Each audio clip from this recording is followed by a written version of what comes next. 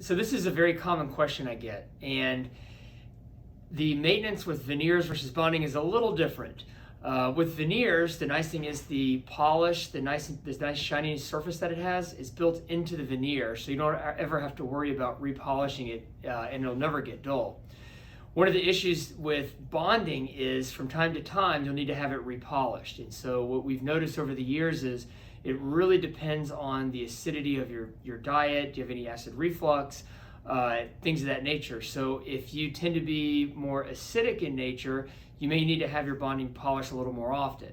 The most frequent I've ever seen is about every 6 months. So patients will come in for their cleaning and we can do the polishing then. It takes 5 minutes. It's not a big deal. And then some people, it's several years, they don't need to have it repolished. So it just kind of depends.